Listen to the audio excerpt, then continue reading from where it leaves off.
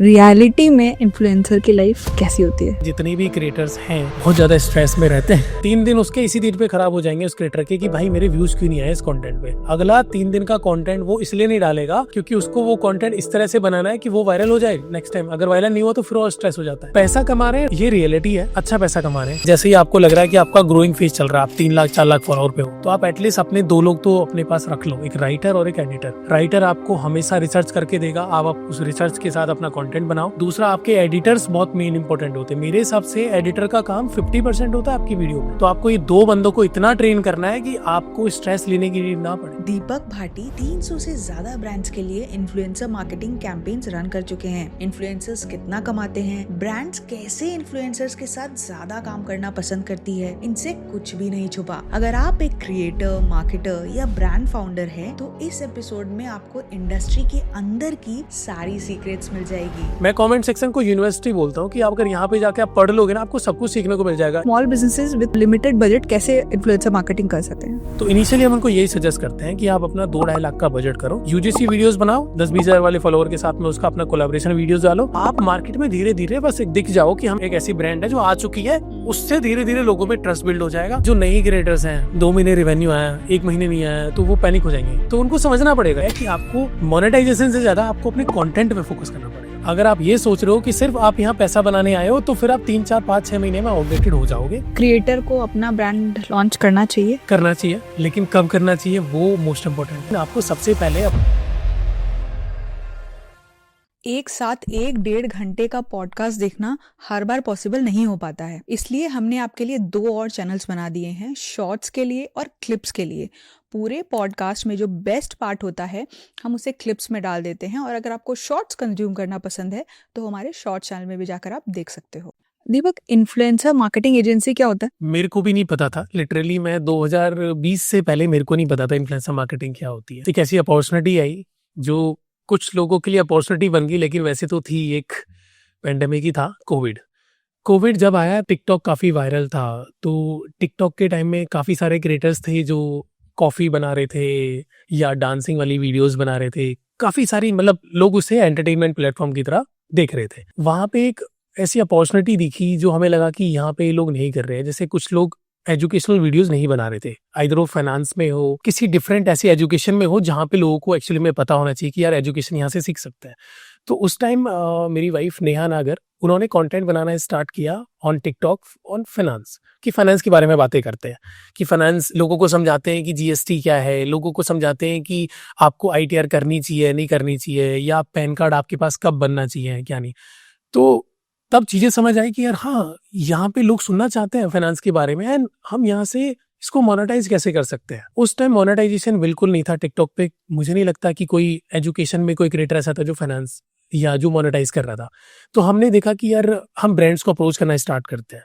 हमने ब्रांड्स को अप्रोच करना स्टार्ट किया कि आप अपना जो भी ब्रांड है, फाइनेंस में जितनी भी ब्रांड थी, जैसे पॉपुलर ब्रांड है, पेटीएम है, फोन पे है, क्रेड है, इन लोगों से मेल्स डालना स्टार्ट किया कि एक बार बात करते हैं कि इन्फ्लुएंसर के साथ काम करना स्टार्ट करो।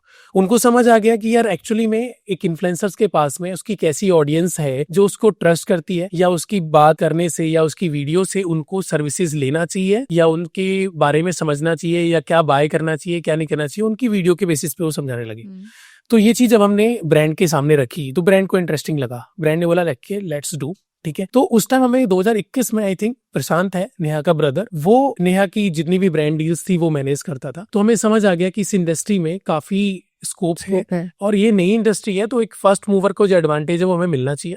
हमने उस टाइम फिर डीजी विसल, जब प्रशांत रन कर रहा था, मैंने उसे ज्वाइन किया एज को फाउंडर, और हमने एक एजेंसी स्टार्ट करी डीजी विसल। ये कौन से साल की बात है? ये है 2021 जुलाई की बात होगी, ठीक है। तो हमें एक इन्फ्लुएंसर मार्केटिंग अगर लेमन भाषा में समझाऊं तो ये होता है कि एक ब्रांड होती है, एक क्रिएटर होता है, ब्रांड को अपना कोई प्रोडक्ट है जो प्रमोट कराना है, क्रिएटर का एक प्लेटफॉर्म है, इंस्टाग्राम है, लिंक्डइन है, यूट्यूब है, जिसपे इस वीडियो को प्रमोट करना है। तो क्रिएटर का और ब्रांड के बीच में एक ब्रिज होता है जो एक एजेंसी का काम होता है, वो होती है एक इन्फ्लुएंसर मार्केटिंग एजेंसी। यानी हमें ब्रांड से उसकी रिक्वायरमेंट लेनी है और क्रिएटर से हमें उसके बारे में समझना है कि कैसे वीडियो बना सकते हैं। तो ये एक इन्फ्लुएंसर मार्केटिंग का काम है। हम ब्रांड की वीडियो को क्रिएटर के प्लेटफॉर्म पे प्रमोट करा रहे हैं, जिससे ब्रांड को जो भी ROI आ रहा है, उसको व्यूज मिल रहे हैं, उसको कन्वर्जन मिल रहा है, उसको डाउनलोड्स मिल रहे हैं, तो बेसिकली इसको एक इन्फ्लुएंसर मार्केटिंग बोला जाता है। तो ये एक मोटा मोटा इन्फ्लुएंसर मार्केटिंग की डेफिनेशन है। तो ये चीज है। उसके बाद हमने मार्केटिंग स्टार्ट करी, हमने क्रिएटर्स को अप्रोच करना स्टार्ट किया, धीरे धीरे क्रिएटर्स हमारे साथ जुड़ने लगे, उनको समझ आने लगा कि ये वाली इंडस्ट्री में पैसा है। एंड एज ए सीए मेरे को भी इनिशियली समझ ये नहीं आ रहा था कि इतने सीएस कंटेंट बनाने लगे थे, काफी सारे सीएस थे जो फाइनेंस का कंटेंट बनाने लगे, जीएसटी का कंटेंट बनाने लगे। तो मेरे को एक चीज तो समझ आ गई कि अगर सीएस भी आ रहे हैं, डॉक्टर्स भी आ रहे हैं, इंजीनियर्स भी वीडियोस बना रहे हैं, तो इंडस्ट्री में पैसा तो है।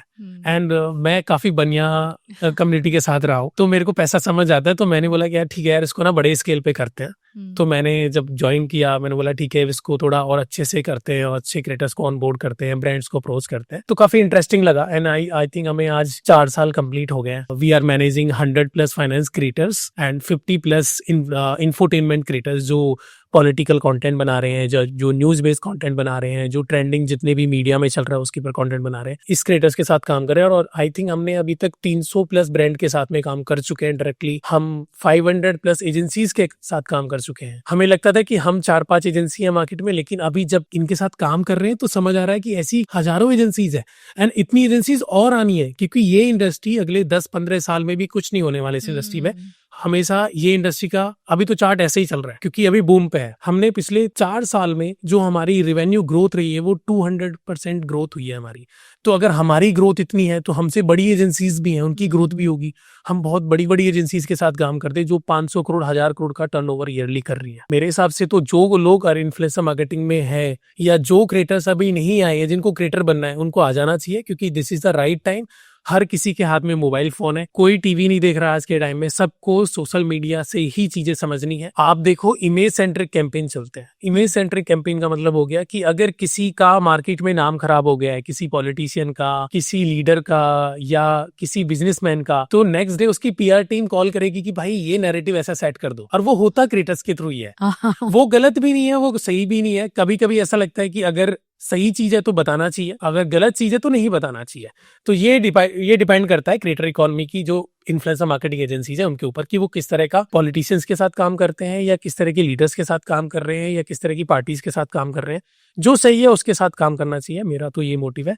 एंड आई थिंक सबको कहीं ना कहीं घूम फिर के सोशल मीडिया पे आना पड़ेगा। तो आई थिंक डॉक्टर्स हो, इंजीनियर्स हो, सीएज हो या किसी भी अदर नीज से हो, प्लीज सोशल मीडिया से जितने दिन दूर रहोगे आपके लिए लॉस है, क्योंकि यहाँ से आपको एक ट्रस्ट मिलता है ऑडियंस को। ऑडियंस आपको ट्रस्ट करती है, आप जो भी डेली वीडियोस बनाते हो उनसे आपको सीखने को मिलता है उनको। तो आप जितना जल्दी हो सकता है यहाँ पे स्टार्ट कर दो, आपके लिए बेनिफिट। इसको 2 पार्ट में समझेंगे, ब्रांड पर्सपेक्टिव से और फिर क्रिएटर पर्सपेक्टिव से। आप पहले ब्रांड की तरफ से बात करते हैं। एक ब्रांड आपके पास आती है, मेरे पास इतना का बजट है, मेरे को ये दो, या फिर जो भी आपको बोलती है, आप मेरे को वो स्टेप बताओ। The first time brand reaches you, फिर क्या होता है?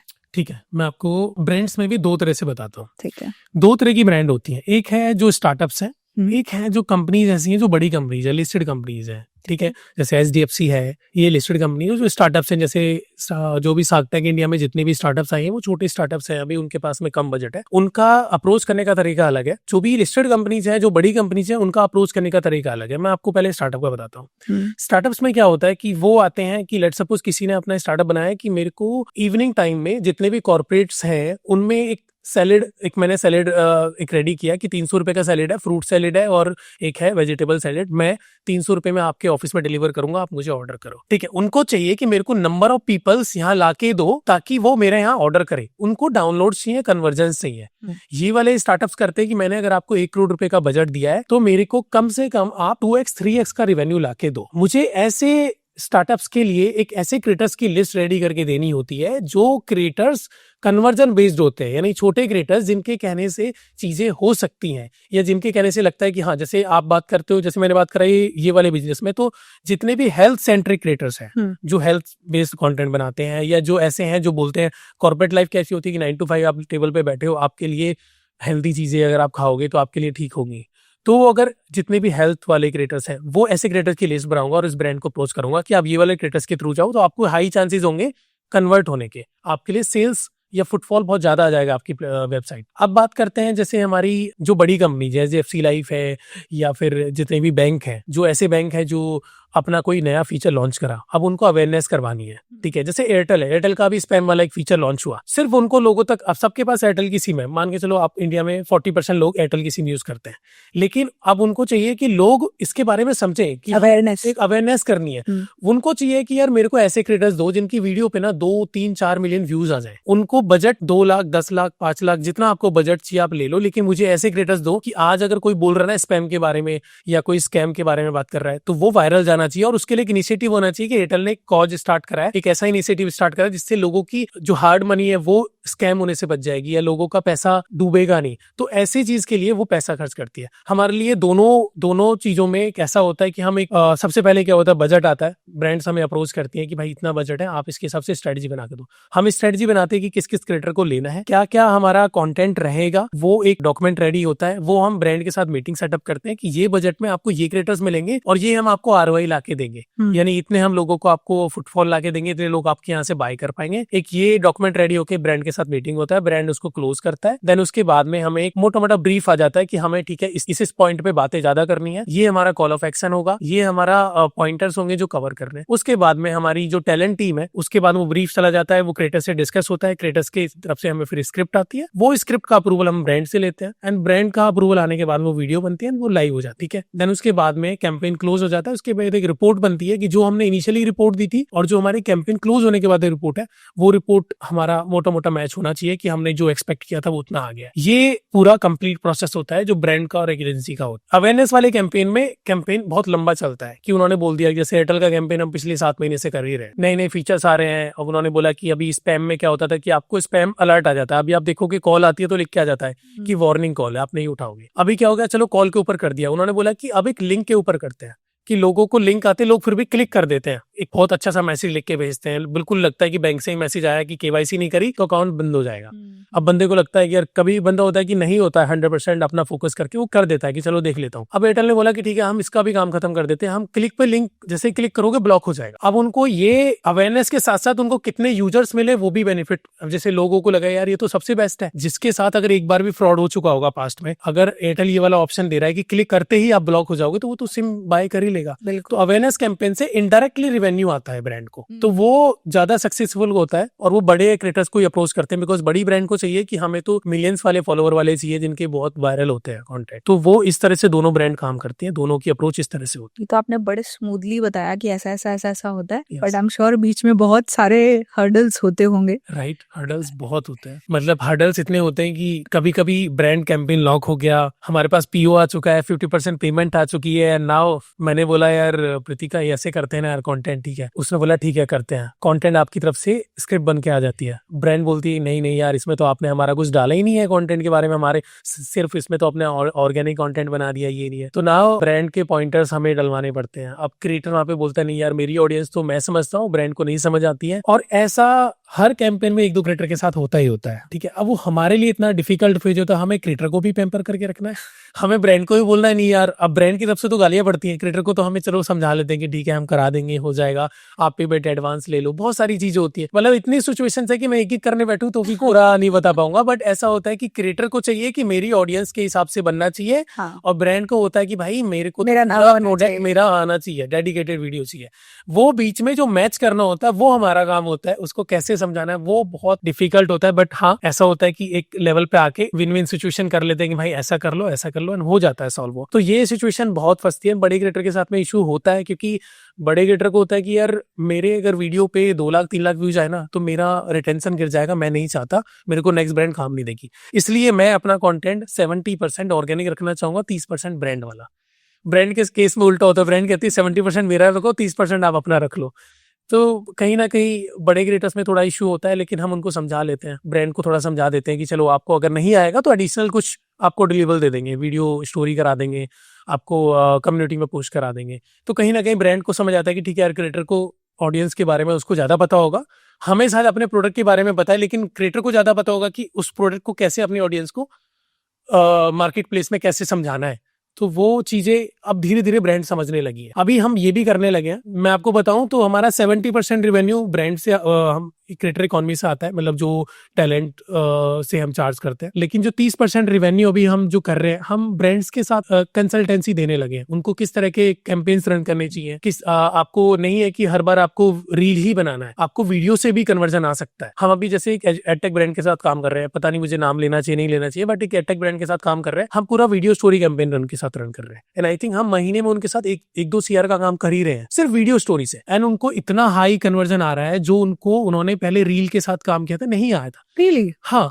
तो कुछ ब्रांड को ये समझना पड़ेगा कि आपको किस प्लेटफॉर्म में किस वाले कंटेंट से आपको कन्वर्जन आ सकता है। तो ये कंसल्टेंसी आई थिंक ब्रांड को हम देने लगे हैं, जिससे हमें 30% रेवेन्यू इस चीज से आने लगा है। हम उनके लिए ब्रीफ रेडी करते हैं, हम उनके लिए समझाते हैं कि आपको ये वाला कैंपेन इस वे में करना चाहिए। तो ये भी हम ब्रांड के साथ में काम करने लगे। तो हमारा मोटा 30% रेवेन्यू वहां से आता है, 70% हम टैलेंट मैनेजमेंट से अभी कर रहे हैं। आपने ये जो अभी प्रॉब्लम बोली ना, ये सच में होता है, और एज अ इन्फ्लुएंसर मुझे भी पता है कि ये बहुत कॉमन है कि ब्रांड आके बोलता है मेरा नाम इतने बार लिखा जाना चाहिए, टेबल पे दिखना चाहिए, पीछे दिखना चाहिए, ब्रांड का पैकेट क्लियर रखो, कभी इतने बार इतने जल्दी नहीं बोला, इतने आगे जाके क्यों बोला, और फिर व्यूज नहीं आते हैं। मैं इसमें एक एड ऑन करूंगा, ये होता क्यों है। जितनी भी बड़ी कंपनीज है ना, जो थोड़ी ओल्ड स्कूल बोलूं, जो पहले की कंपनीज है, जैसे कोका कोला है या SDFC का भी नाम ले लेता हूँ, क्योंकि उनमें क्या है, जितने भी मार्केटिंग हेड्स हैं, जो भी लोग हैं, थोड़े से एजेड है, 50 प्लस हो गए, उनको अभी नहीं इतनी जल्दी से समझ आती चीजें। हम उनको अगर ये बोलते हैं कि आप ये वाला ऑटो DM कराओ, ये कराओ, नहीं यार ये सब अलग की चीजें हैं, फिर उनको समझाते हैं ऑटो DM करोगे तो लोगों का हाई चांसेस होंगे, कमेंट करेंगे, एंगेजमेंट बढ़ेगी, चीजें होती हैं। तो ये प्रॉब्लम सिर्फ बड़ी ब्रांड में, कुछ ब्रांड के साथ में है, जिनमें थोड़ा भी, जैसे PNB के साथ मैं बहुत रेयर काम करता हूँ, लेकिन एक बार मैंने काम किया, मेरा कैंपेन 6 महीने में खत्म हुआ है, सिर्फ 2 क्रिएटर का।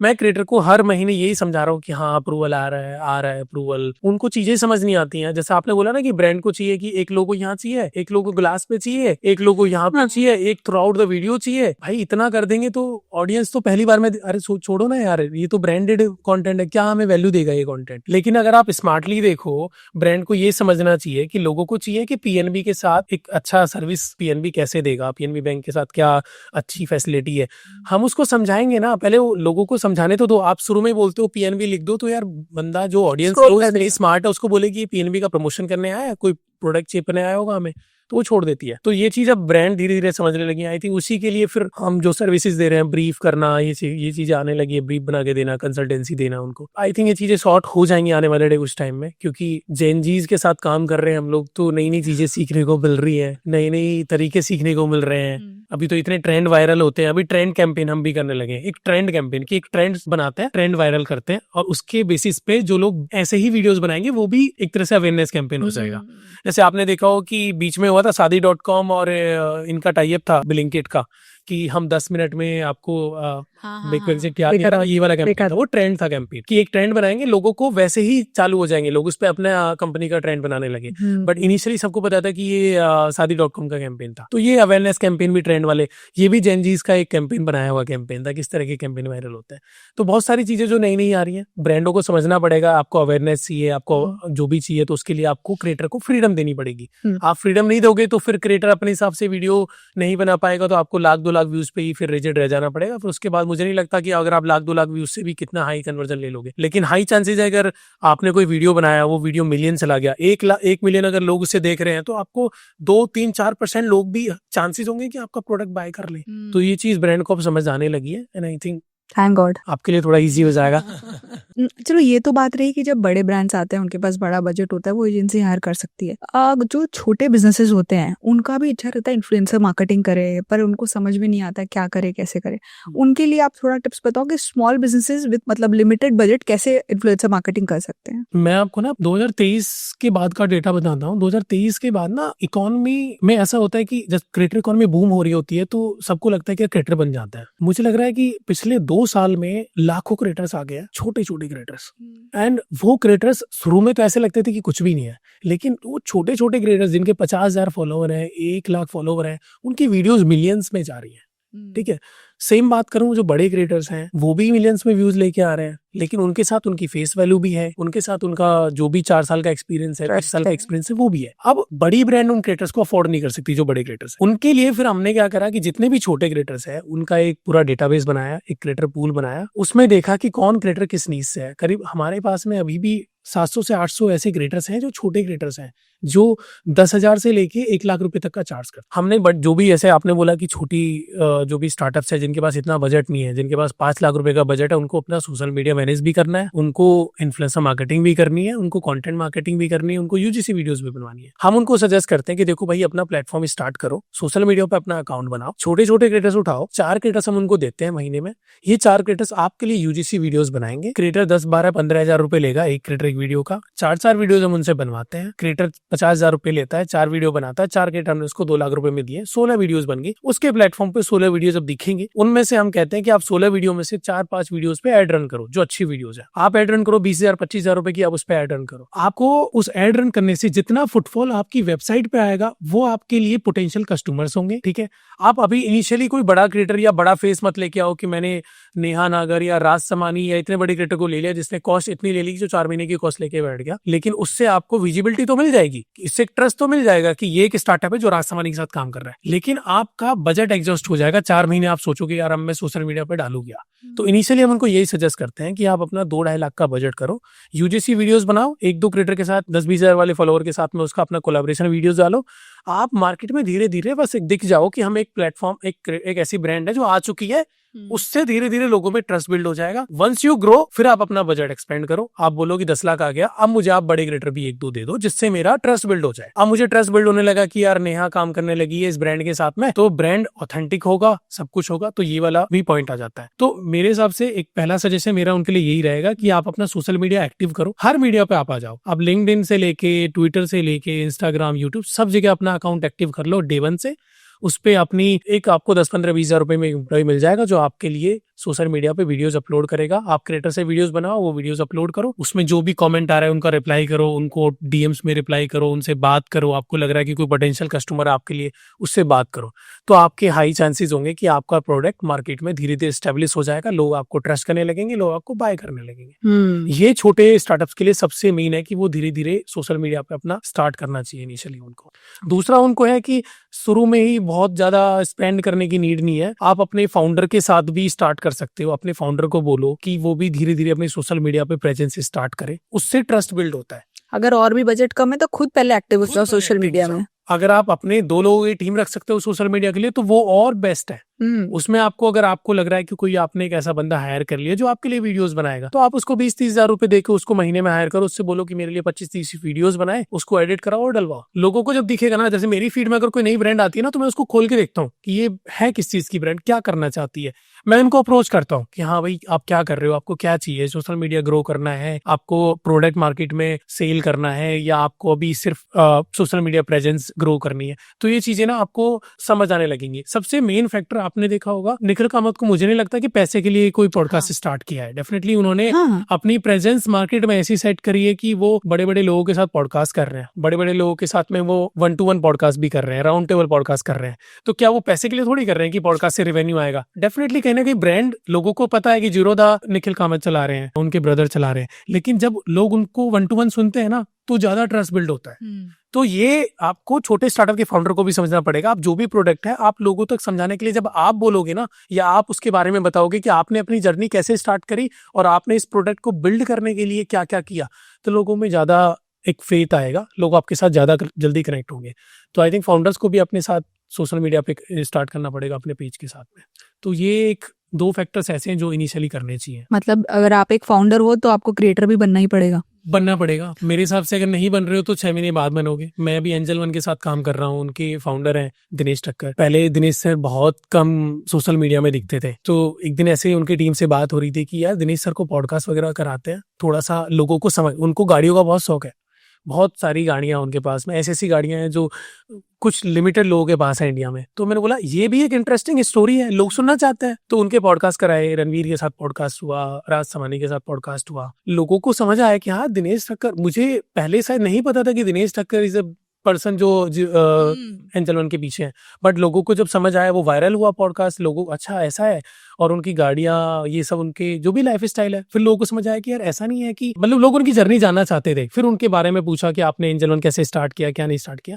आज काफी अच्छा है यार, उनसे लोग कनेक्ट करते हैं तो लोगों को समझ आता है। लिंक्डइन पे मैं उनका देखता हूँ कैंपेन, तो लिंक्डइन काफी अच्छा एक्टिव हो गया है, तो लोगों में एक ट्रस्ट बिल्ड होता है। तो मेरे हिसाब से अगर जो नहीं आ रहा उनको 6 महीने बाद, साल भर बाद आना पड़ेगा, जो नहीं आएगा उनको फिर कहीं ना कहीं वही है कि जो ओल्ड स्कूल टाइप फाउंडर्स थे वो फिर वही रह जाएंगे। आप देखो रतन टाटा सर भी कहीं ना कहीं इनडायरेक्ट वे में आए तो सही, कनेक्ट हुए थे बीच में। उनका आई थिंक जो पीए थे, उन्होंने काफी उनको सोशल मीडिया पे एक्टिव करा, उनकी चीजें जो वो डोनेशंस देते थे वो भी लोगों तक आई, लोगों को पता चला कि यार एक अच्छा कॉज के लिए काम कर रहे हैं। तो चाहे किसी भी वे में आओ, लेकिन आपको सोशल मीडिया से दूर नहीं रह सकते। आज की डेट में तो नहीं रह सकते, आज से पहले बहुत था कि लोग कर लेते थे, बहुत बड़ी बड़ी कंपनीज थी जो जिनको पता ही नहीं है, अच्छा कर रही थी काम, लेकिन अगर आप लोगों तक पहुंचना चाहते हो तो आपको आना पड़ेगा। ओके, ये तो रहा ब्रांड का पर्सपेक्टिव। अब थोड़ा क्रिएटर साइड से सुनते हैं। आपने बोला आप बहुत सारे क्रिएटर्स के साथ काम करते हो, तो जब आप किसी क्रिएटर को अप्रोच करते हो तो क्या क्या चीज आप देखते हो अदर देन व्यूज? हाँ, व्यूज तो ठीक है, बट इसके अलावा क्या क्या चीज देखते हो यार इनके साथ हमको रेगुलर काम करना चाहिए? मैं एक क्रिएटर की इंटरेस्टिंग स्टोरी बताता हूँ। एक क्रिएटर है अलंकार गुप्ता और एक क्रिएटर है तरुण केडिया। मेरे को किसी और क्रिएटर ने कनेक्ट कराया था। अलंकार के फॉलोवर थे उस टाइम अराउंड 35K के आसपास फॉलोवर। अब एज ए एजेंसी ओनर मेरे को लगता है कि यार 35,000 वाले फॉलोवर को, मतलब लगता होगा लोगों को कि 35,000 वाले फॉलोवर को क्या ही ऑनबोर्ड करना है, क्या ही होगा उससे यार, अभी तो कुछ भी नहीं है, ग्रोइंग एज है। लेकिन जब मैं उस क्रिएटर को कहीं से अप्रोच आया कि यार ये क्रिएटर को आप ऑनबोर्ड करो, अच्छा क्रिएटर है, तो मैंने उसकी प्रोफाइल गो थ्रू करी। मैंने टीम को बोला एक बार देखो कि बंदे में पोटेंशियल क्या है, ये क्या करना चाहता है, इसके साथ मीटिंग करो। हमने इसके साथ मीटिंग करी। हमने पूछा कि सर आप कंटेंट साइड हसल के लिए कर रहे हो या इसके साथ भी कुछ कर रहे हो? उसने बोला कि देखो यार मैं अभी तो साइड हसल के लिए कर रहा हूँ, मैं ईवाई में हूँ, ठीक है, बट मुझे साइड बाय साइड अच्छा लगता है। मैं इंफोटेनमेंट कंटेंट बनाता हूँ, मेरे को अच्छा लगता है लोगों को बताना कि यार आज ऐसा हुआ, आज ऐसा हुआ। फिर हमने उसकी कुछ वीडियो स्क्रॉल करके देखी, उसके कॉमेंट सेक्शन पढ़ने स्टार्ट करे। लोग जेन्युइनली उसको अप्रिशिएट कर रहे थे कि आपका कॉन्टेंट देख के हमें लगता है कि हम न्यूज नहीं देखें, हमें लगता है कि आपकी वीडियो कब आएगी, हमें लगता है कि कोई अगर कुछ चीज हुई है उसके बारे में आपका क्या ओपिनियन होगा। तो हमें लगा यार बंदे में पोटेंशियल है। तो अगर हमें क्रिएटर में कोई पोटेंशियल दिखता है ना कि ये फ्यूचर में काफी अच्छा कर सकता है, तो हम उसको ऑनबोर्ड कर लेते हैं। दूसरा, क्रिएटर अगर हमने ऑनबोर्ड कर लिया, पोटेंशियल हमें दिख रहा है, क्या हम उसको मार्केट में ब्रांड के साथ में पोजीशनिंग ऐसी दे पाएंगे कि ब्रांड उसको अप्रोच करे? तो दूसरा पॉइंट ये होता है, क्योंकि क्रिएटर देखो मेरे पास आ रहा है तो एक मोटिव तो उसका यही होगा कि यार मुझे ब्रांड डील मिलनी चाहिए, मुझे यहाँ से कुछ रेवेन्यू आना चाहिए, अदरवाइज एजेंसी के पास आने का कोई सेंस नहीं है। ग्रोथ एंगल होता है कि हम उसको सजेस्ट करते हैं कि अभी इस तरह का कंटेंट चल रहा है, आप इस तरह का कंटेंट बनाओ या इस तरह की चीजें करो। लेकिन मेन मोटिव क्रिएटर का आई थिंक एक मनी एंगल तो होता ही है। सबको लगता है कि मैं अगर यहाँ पे अपना 20% 30% टाइम भी दे रहा हूँ तो मुझे उससे पैसा आना चाहिए। तो हमने अलंकार को ऑनबोर्ड करा, अलंकार का कंटेंट जाने लगा, काफी अच्छा कंटेंट वायरल होने लगा, ब्रांड्स उसे अप्रोच करने लगी, हम ब्रांड्स को उसको पिच करने लगे, कंटेंट पेड कंटेंट भी जाने लगा, पेड कंटेंट पे भी अच्छे व्यूज आने लगे। तो हमें उस टाइम ये चीजें समझ आ गई कि अगर बंदे में पोटेंशियल है ना तो हम उसको फिर ग्रो कर सकते हैं। हमें पता है कि किस ब्रांड को उसको अप्रोच करना है। तो सबसे मेन फैक्टर आता है बंदे का इंटेंशन क्या है। कंटेंट को सिर्फ साइड हसल के लिए ले रहा है कि बस नाम हो जाए, मुझे लोग जाने लगे, या फिर जेन्युइनली लोगों को कुछ वैल्यू देना चाह रहा है। वो आपके उसके कमेंट सेक्शन से, मैं कमेंट सेक्शन को यूनिवर्सिटी बोलता हूँ कि आप अगर यहाँ पे जाके आप पढ़ लोगे ना, आपको सब कुछ सीखने को मिल जाएगा। इवन एज ए क्रिएटर अगर आप कमेंट सेक्शन में अपनी वीडियो डालने के बाद अगर आप कमेंट सेक्शन पढ़ते हो ना, तो आपको नेक्स्ट 10 कंटेंट का कंटेंट मिल जाएगा वहां से। लोग आपसे ये जानना चाहते हैं, आपकी वीडियोस में भी होता होगा, आपको लोग ये लिखते होंगे कि मैम आप नेक्स्ट टाइम ये वाली वीडियो बनाओ, ये वाले टॉपिक पे बनाओ, इस टॉपिक पे मैं सुनना चाहता हूँ, या इस टॉपिक पे लोग बोलना चाहते हैं। तो कमेंट से बहुत कुछ समझ आ जाता है। एज ए एजेंसी हमें भी समझ आता है कि बंदे के साथ में लोग कितने ट्रस्ट वाले हैं, एंड ये कम्युनिटी बिल्ड कर पाएगा नहीं कर पाएगा बाद में। अगर इसने अपनी कम्युनिटी बिल्ड कर ली, यानी लोगों के साथ इसने अपना एक ऐसा बॉन्ड बना लिया कि जो भी कुछ बोलेगा वो बाद में लोग उसको ट्रस्ट करेंगे, तो हमारे लिए ब्रांड को ईजी होगा कन्वे करना कि आप कोई प्रोडक्ट बोलो, हम क्रिएटर को बोलते हैं ना, उसकी कम्युनिटी इतनी स्ट्रांग है कि आपका प्रोडक्ट बाय कर लेगी। देन जब अलंकार ने मुझे तरुण के बारे में बोला, तरुण का कंटेंट भी सिमिलर था। तरुण के कंटेंट में कुछ नया रिसर्च था, मतलब मैंने ऐसा क्रिएटर पहली बार देखा है। आज भी मुझे बहुत कम ऐसे क्रिएटर्स मिलते हैं जितनी रिसर्च आई थिंक तरुण करता है। तरुण केडिया है, आई थिंक मैं ऑडियंस को भी बोलता हूँ कि उसका कंटेंट जाके देखना, आपको बहुत कुछ सीखने को मिलेगा। वो कोई भी कंटेंट बिना रिसर्च के नहीं करता। रिसर्च होती है, एक लोग बोलते हैं कि चलो न्यूज बेस्ड कुछ भी ऐसा कर लिया, उसके कंटेंट में कैग की रिपोर्ट्स, उसके कंटेंट में जितनी भी हमारी बिल्स हैं उनकी रिपोर्ट्स होती हैं, जो बिल लोकसभा में पास होते हैं उनके बेस्ड कंटेंट होता है। वो उस कंटेंट को निकालता है उसके अंदर से कि क्या गलती है या या क्या अच्छाई है, उसके बेस पे कंटेंट। मुझे नहीं लगता इतना रिसर्च करना चाहिए जितना वो करता है। एंड उसके बेसिस पे मैंने उसकी वीडियोस देखी है, 10-10 20-20 मिलियन वीडियोस जाती है। जब मैंने उसको ऑन बोर्ड किया, मेरी उससे बात हो रही थी, तो मैंने बोला कि यार आपका, वो जॉब नहीं कर रहे थे, तो मैंने बोला अभी कैसे आप जॉब भी नहीं कर रहे हो और आपका कंटेंट भी अभी 30-40 हजार फॉलोवर है, तो इनकम कैसे आएगी? तो उसने बोला सर आप मेरे को 2 महीना दो ना, 2 महीने में करते हैं ना, सब कुछ करते हैं। तो मेरे को लगा यार बंदा इतना कॉन्फिडेंस, वो मेरे से नहीं कह रहा आप मेरे को 2 महीने में पैसा ला के दो, मेरे आप मुझे 2 महीना दो ना, आप खुद बोलोगे। एंड मैं आज ये बोल रहा हूँ कि उसके पास में अगले 1 महीने के लिए डेट्स नहीं है पेड प्रमोशंस के लिए। वो महीने में 10 से 12 पेड प्रमोशंस करता है, उसके बाद डेट्स नहीं होती है।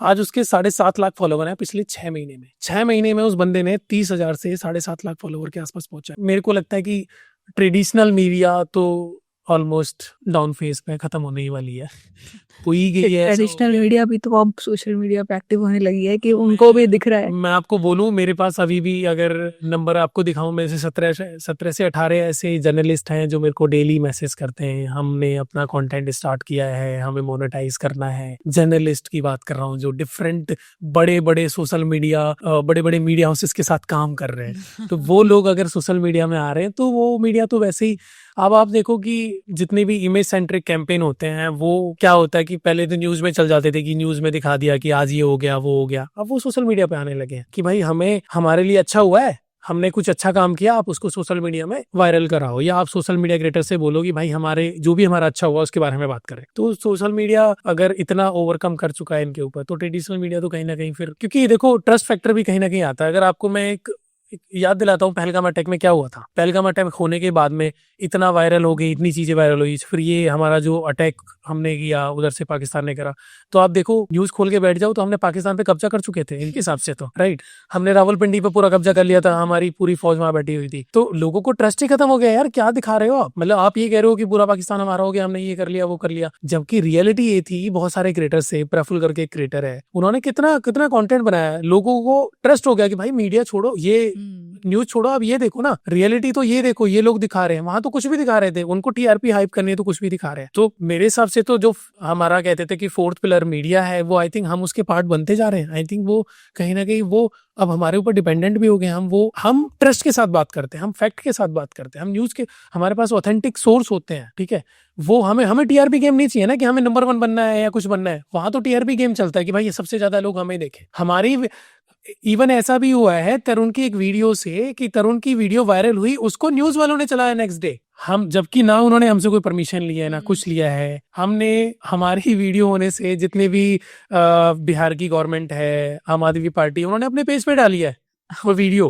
भाई हमसे पूछ तो लो। अब वो अगर हमारे कहने के बाद में सोशल न्यूज वालों को पता चल रहा है तो फिर क्या न्यूज का फायदा है, फिर तो सोशल मीडिया आपसे बहुत आगे चली चुकी है। तो आई थिंक क्रिएटर इकॉनमी बहुत आगे जाने वाली है। अभी तो हम लोग जितनी मूवीज होती हैं उनको प्रमोट करने लगे हैं।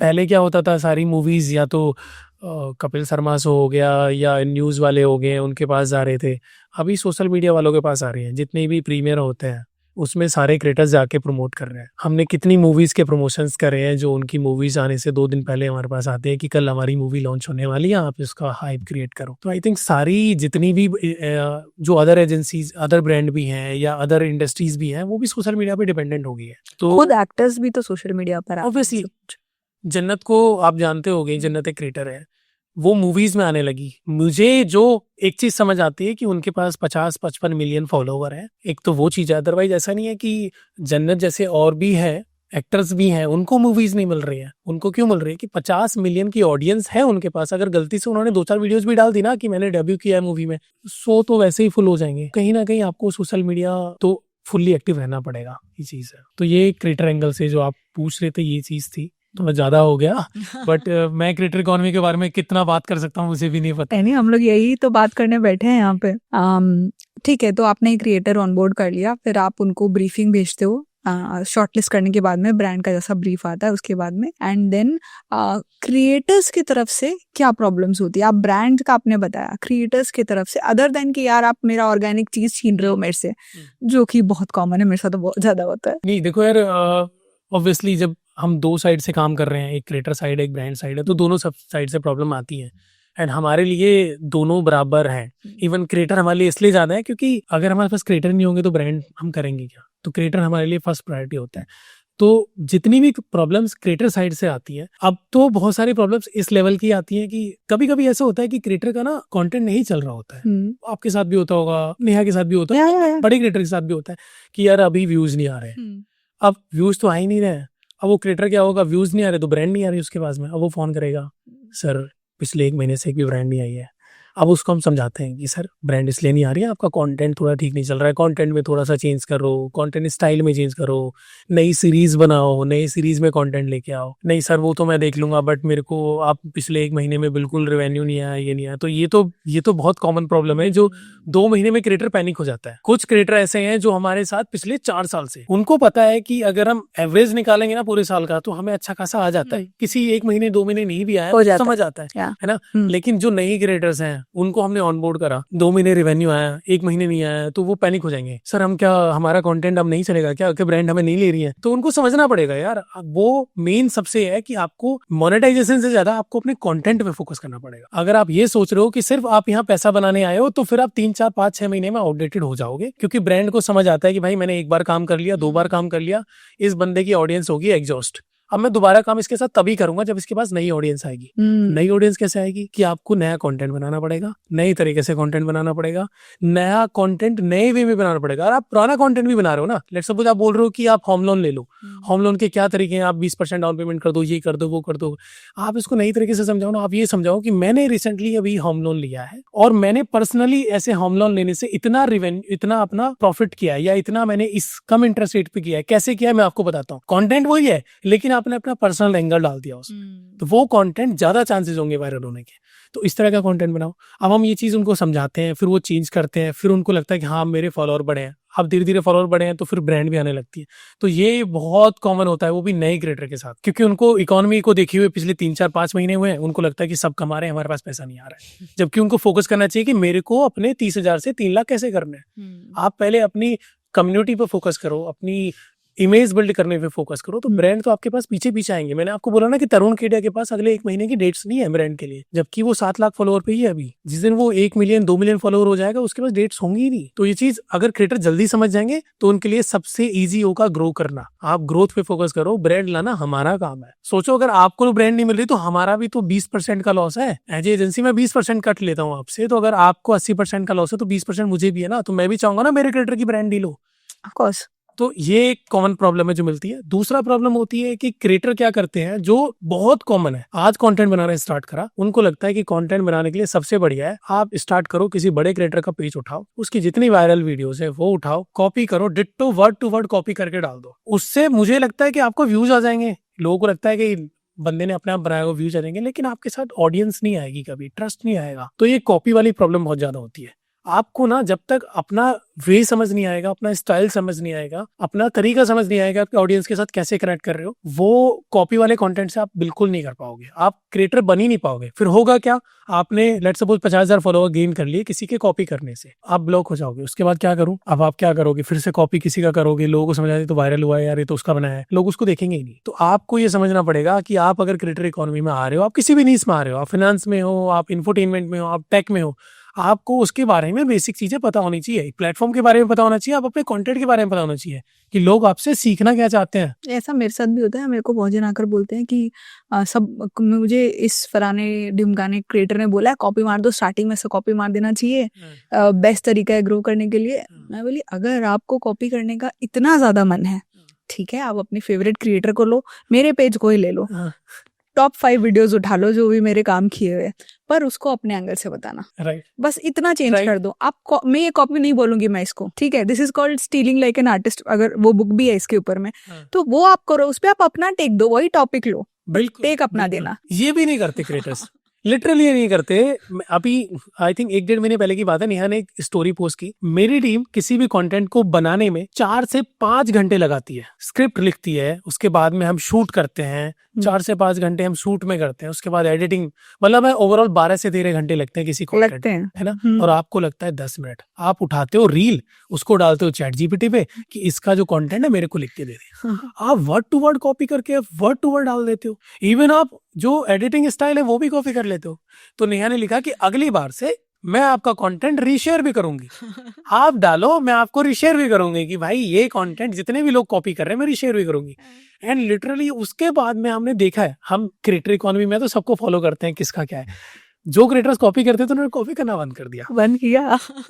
और इतने बड़े बड़े क्रिएटर्स हैं जो कॉपी करते हैं। मेरे को समझ नहीं आता, आपको कंटेंट, या तो आपके पास कंटेंट नहीं है या आप दिमाग लगाना नहीं चाहते हो कि आप ये सोचो कि आपके पास में 1 मिलियन 1.5 मिलियन की फॉलोअरशिप है, आप उनको क्या दे रहे हो यार। वो नेहा की वीडियो देख के आए हैं, क्योंकि मोस्टली क्रिएटर्स जो फाइनेंस में है या जो अदर नीस में, मोस्टली 50% तो कॉमन ऑडियंस होगी, ऑलरेडी देख के आ चुके हैं। आप डिट्टो वर्ड टू वर्ड इधर कॉपी डाल दे रहे हो, क्या सीखने को मिल कई रहा है तो आपको? एडिट भी आपका ले लेते हैं, हाँ, मैं बोल सिर्फ तो रहा अपना हूँ, फेस वहाँ पे। अगर हमने बीच में डाल दिया ना कि बेनिफिट्स ऑफ दिस, ये मान के चलो, अब एक कंटेंट वायरल होते हैं यहाँ के कि ये 5 ऐसी ऐप है जो आपके लिए बहुत जरूरी है। एक बंदे ने डिट्टो का डिट्टो सेम येलो कलर में सेम लिख दिया, मतलब उसमें फेस हटा दो तो वो कंटेंट सेम था। हाँ। नेहा थोड़ी परेशान होगी, क्या मैं क्या करूं, मेरा अच्छा गलती से क्या होता है कि एक कोई ग्लिच हो गया कि वो कंटेंट नेहा का 1 मिलियन गया और उस बंदे का 2 मिलियन से आ गया। भाई वो वाला फेस कि यार मेरा कंटेंट 2 मिलियन, फिर ऐसा भी होगा कि लोग आके नेहा के वीडियो में कमेंट करेंगे कि आपने उससे कॉपी करा, फिर उसको क्लियर करना पड़ता है हमने नहीं करा, उन्होंने हमारा किया है। अच्छा, ये एक इंटरेस्टिंग स्टोरी बताता हूँ। मेरे 2 क्रिएटर मेरी एजेंसी के क्रिएटर थे। अच्छा।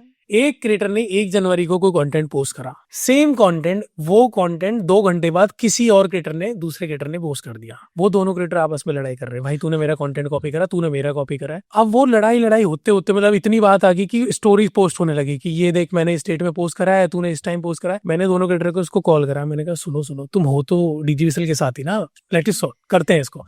तो उन्होंने बोला सर देखो ऐसा है, मैंने कंटेंट 1 जनवरी को इस टाइम पोस्ट करा, इसने 1 जनवरी को 3 बजे करा, मैंने 1 बजे करा, मैंने कॉपी कैसे कर लिया। तो मैंने दोनों को समझाया भाई दोनों स्टोरीज हटाओ जो आप डाल रहे हो, कोई बात नहीं, दोनों अपने ही क्रिएटर हो, अप्रिशिएट कराने के लिए मैं दोनों से वो करवा देता हूँ कि यार हम इंस्पायर होकर कंटेंट कर रहे हैं, बट ऐसा मत करो। तो कभी कभी ऐसा भी होता है कि यार सेम टाइम में डाल दिया, बंदे को पता ही नहीं किसने पहले डाला है। आई थिंक ये हर इंडस्ट्री में ही होता है। कॉपी तो देखो करने वाले रहेंगे, किसी भी इंडस्ट्री में आप चले जाओ, बट जो ओरिजिनल है वो ओरिजिनल ही रहेगा। मैं तो ये चीज समझा के थक गया हूँ क्रिएटर्स को। इवन नेहा को बोलता हूँ कि नेहा तू टेंशन मत लिया कर, स्ट्रेस मत लिया कर, सबको पता है यार किसका कंटेंट है, कौन डाल रहा है, किसकी ऑडियंस है, कौन कॉपी करता है, कौन नहीं करता है, क्या फर्क पड़ता है। नहीं, स्टार्टिंग में मैं भी ऐसे घबरा जाती थी, ये क्या बात हुआ यार, ऐसे कैसे कॉपी कर लिया, डीएम करती थी, ये आप क्या कर रहे हो, आपने कॉपी कर लिया, ब्लॉक कर देते थे। कॉपी भी कर दिया, ब्लॉक भी कर दिया। अगर गलती से कोई कंटेंट मुझे नेहा का मिल जाता है ना कॉपी, तो मैं नेहा को दिखाता नहीं, कहती मेरे को मत दिखाया करो।